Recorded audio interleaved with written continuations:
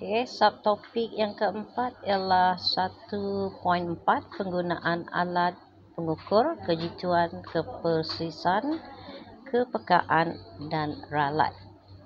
Okey, di dalam bab ini nanti kita akan bincang tentang perkataan-perkataan ini di mana penggunaan alat pengukur kejituan, kepersisan, kepekaan dan ralat adalah bertujuan untuk pengukuran alat yang berbeza diperlukan bagi mengambil data dalam suatu eksperimen. Jadi kita perlu memastikan alat pengukur yang betul untuk mengukur dengan persis dan jitu kuantiti panjang, jisim, massa, suhu dan arus elektrik. Okey, yang pertama kejituan.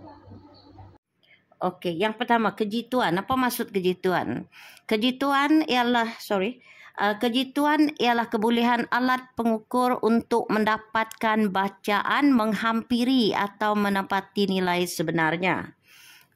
Kepersisan pula ialah merujuk kepada kebolehan alat tu yang terlibat dengan perkataan kepersisan, ya. Itu kebolehan alat pengukur memberi bacaan yang hampir sama apabila pengukuran diulang. Kemudian kepekaan. Kepekaan ialah kebolehan alat pengukur mengesan perubahan kecil sesuatu kuantiti yang diukur. Dia peka, ya. Sikit ada perubahan dapat baca. Okey, dan penggunaan alat pengukur yang betul contohnya mengukur panjang, menyukat jisim, mengukur massa, menyukat suhu dan juga menyukat arus elektrik. Dan seterusnya ialah isi padu air. Isi padu air.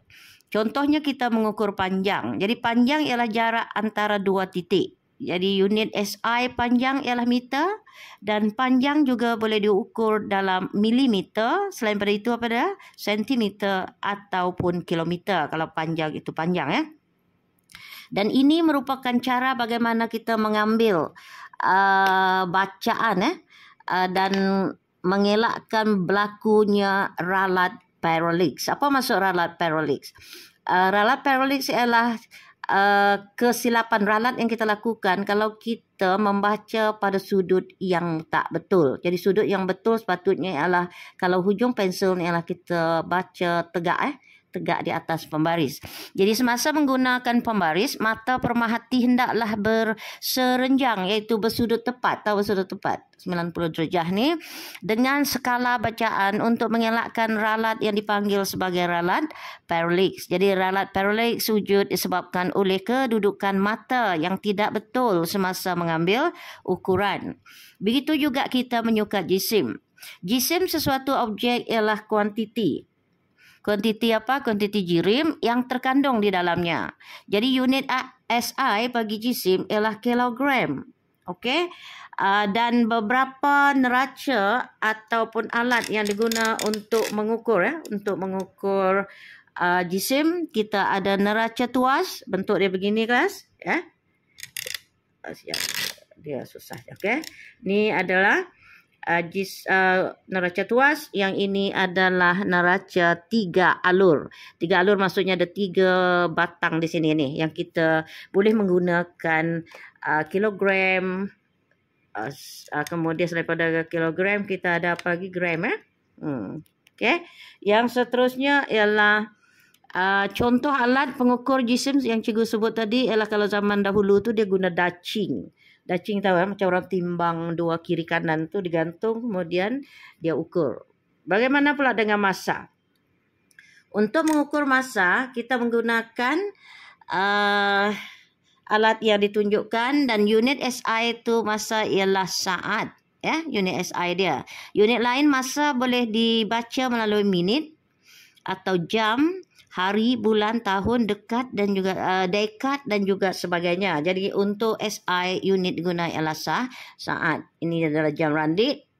Jadi jam randik dapat mengukur tempoh masa dengan kejituan 0.1 saat. Jadi maksudnya setiap detik itu dia akan memberi bacaan kalau besar 0.1 saat dan dia boleh memberi bacaan unit 0 point something lah, 0.1, 0.2, 0.3. Okey. Kemudian alat untuk mengukur arus. Alat itu namanya apa? Ammeter diguna untuk menyukat arus elektrik dalam sesuatu litar. Jadi bacaan tu ialah seperti yang diterangkan. Jadi sini cikgu pun tak begitu. Dia boleh jadi ralat ralat positif di mana jarum tu dia lebih daripada kosong kedudukannya. Kalau dipanggil ralat negatif, bila kita sambung alat ini, ammeter, kita dapat bacaan awalnya lah bawah daripada kosong point something kan. Jadi ini dipanggil sebagai ralat, sama ada ralat positif atau ralat sifar negatif. Dan kalau yang betul sebenarnya sepatutnya dia berada pada titik kosong. So nama alatnya apa? Ammeter. Apa yang digunakan untuk mengukur arus elektrik. Kemudian untuk mengukur isi padu air, kita menggunakan silinder penyukat. Silinder penyukat.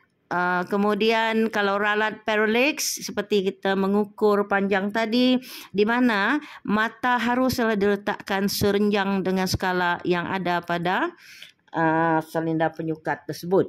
Jadi kalau kita baca, sebab air kan dia ada satu lengkungan sebenarnya, kalau kita perhatikan dia dipanggil sebagai lengkungan meniskus. Jadi yang betul bacaan tu ialah yang lengkung terbawah. Ada nampak bawah, sebab di dinding silinder ni di atas ni dia ada tinggi sedikit kan. Kemudian kita lukis lengkung, sebab kalau kita melukis cecair, kalau air kita lukis dia lengkung meniskus ke bawah. Jadi bacaan yang tepat untuk isi padu ni ialah yang ditunjukkan yang terbawah. Okey. Yang lain tu dipanggil sebagai ralat parallax membaca isi padu.